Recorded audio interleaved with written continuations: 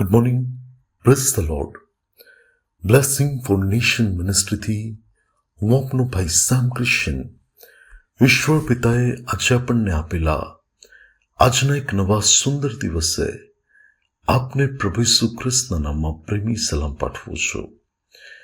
આજે આપણે ઈશ્વરના અદ્ભુત અને ખાતરીદાયક વચન પર મનન કરીશું. મિખા પ્રબોધકનું પુસ્તક તેનો 6 અધ્યાય તેની 8મી કલમ.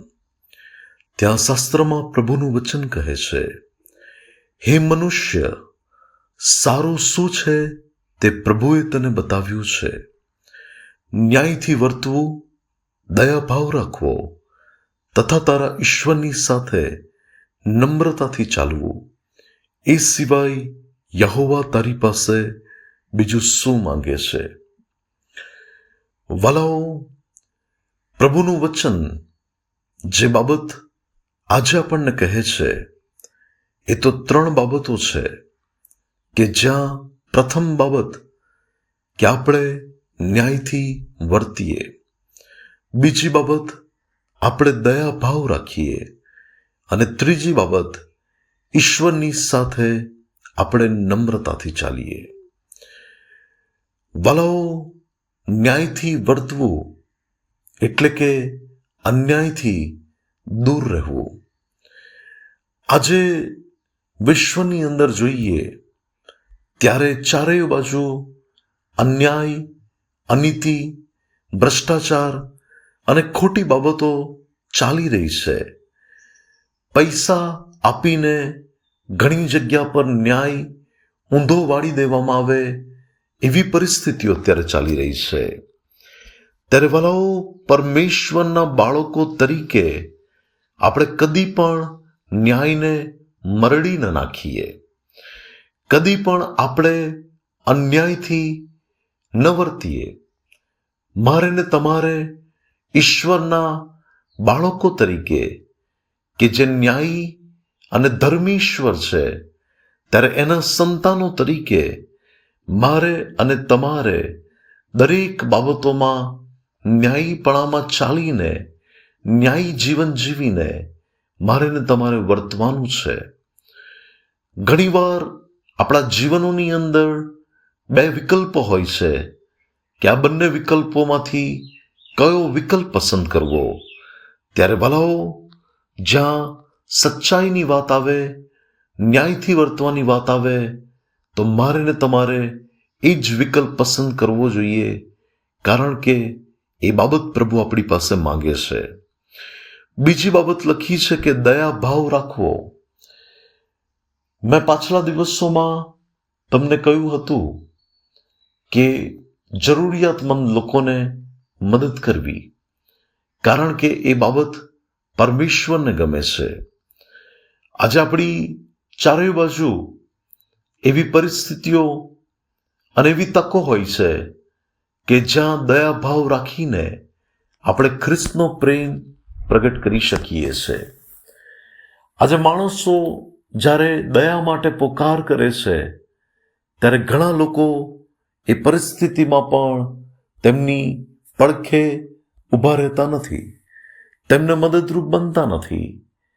ભલાઓ, જેમ પ્રભુએ આપણા પર દયા કરી છે, તેમ આપણે બીજાઓ પર દયા કરીએ, બીજાનું ભલું કરીએ અને દયાનો સ્વભાવ રાખીએ કે હું કોના માટે મદદરૂપ બનું, હું કઈ વ્યક્તિની પડખે ઊભો રહું, હું કઈ ભલાઈની બાબત કરવા દ્વારા ઈશ્વરને પ્રસન્ન કરું. ત્યારે ભલાઓ, બાઇબલની અંદર શ્રીમંત વ્યક્તિ કે લાજરસ કે જે એક જરૂરિયાતમંદ વ્યક્તિ હતો, તેના પર દયા ન રાખતા તે પોતાની મનમાનીમાં અને મોજ મજામાં જીવન જીવીને જ્યારે મરણ પામ્યો, ત્યારે નર્કની પીડામાં તે વ્યક્તિ આવી પડ્યો અને એના પર ત્યાં કોઈ દયા ન કરવામાં આવી, કારણ કે તેણે પૃથ્વી પરના જીવનમાં બીજા પર દયા નહોતી કરી. અને ત્રીજી બાબત લખી છે કે તારા દેવની સાથે નમ્રતાથી ચાલવું. આજે માણસો પૈસાનો ઘમંડ કરે છે, સત્તાનો ઘમંડ કરે છે, પોતાના રૂપનો ઘમંડ કરે છે, પોતાના તાલંતોનો ઘમંડ કરે છે. ત્યારે ખ્રિસ્તમાં મારા વાલા ભાઈઓ અને બહેનો, જે પણ તાલંતો આપણને મળ્યા છે, જે પણ આશીર્વાદો આપણને મળ્યા છે, અને આપણે જે કંઈ પણ છે તે ઈશ્વરની કૃપાથી છે, ત્યારે આપણે ઘમંડ કઈ બાબતનો કરીએ? હું ને તમે પ્રભુના સંતાનો તરીકે સર્વ આદર, માન, મહિમા અને ગૌરવ આપણા ઈશ્વર પિતાને આપીએ.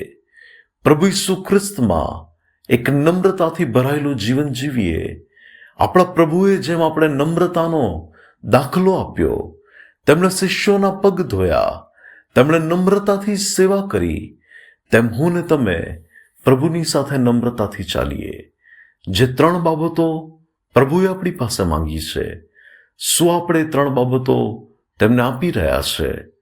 જો આપણે કમતી માલુમ પડીએ છે, તો પ્રભુની પાસે સહાય માંગીએ કે પ્રભુ, હું આ 3 બાબતોમાં પુષ્કળ કાળજી લઈને હું તમારી ઈચ્છા પ્રમાણે વર્તું. તો એ બાબતો કરવાને માટે પ્રભુ આપણને કૃપા આપે. આવો આપણે પ્રાર્થના કરીએ. સ્વર્ગમાંના મારા પ્રેમાળ પિતા, અમારા કૃપાળુ અને દયાળુ ઈશ્વર, અમે તમારા ચરણોની પાસે આવીએ છીએ. ઈશ્વર પિતા, મારી પ્રાર્થના ને મારી વિનંતી છે કે તમે તમારા લોકોને એક કૃપા આપો કે આ 3 બાબતો તેઓ સારી રીતે કરી શકે. અને પ્રભુ, નેકીથી વર્તવું, દયાભાવ રાખવો અને તમારી સાથે નમ્રતાથી ચાલવાને માટે તમે મને તથા તમામ તમારા વાલાઓને એ બાબત કરવા માટે કૃપા આપો. ઈસુ ખ્રિસ્તના નામે માંગીએ છીએ. આમીન. May God bless you. Have a blessed day. શાલોમ. વલાઓ, ખાસ એનાઉન્સમેન્ટ કરવા માંગુ છું, જાહેરાત કરવા માંગુ છું કે સ્ટેશનરી કિટ માટે મેં જે અપીલ કરી હતી કે બાળકોને આપણે પાઠ્યપુસ્તકો ગવર્મેન્ટ તરફથી મળશે, પરંતુ તેઓને આપણે જે ચોપડા આપવાના છે અને સ્ટેશનરી કિટ આપવાની છે, ત્યારે જે નાણાંની જરૂર હતી એ વસ્તુઓ ખરીદવા માટે પ્રભુની કૃપાથી અને દાતા મિત્રોના સહયોગથી, કે જેમણે ભલાઈના કામમાં અમને સાથ આપ્યો છે, ત્યારે એમના સહયોગ દ્વારા આપણે એ ચોપડા ખરીદી શક્યા છે, વસ્તુઓ ખરીદી શક્યા છે. ત્યારે હું આપને વિનંતી કરું છું કે હવે આ સ્ટેશનરી પ્રોજેક્ટ માટે તમે તમારો સપોર્ટ ન મોકલતા. હવે કોઈ જરૂરિયાતની કોઈ બીજી બાબતો હશે તો હું તમને જણાવીશ, પરંતુ આ સ્ટેશનરીની જરૂરિયાત પૂર્ણ થઈ ગઈ છે, તો એ બાબત ન કરશો એવી વિનંતી. God bless you.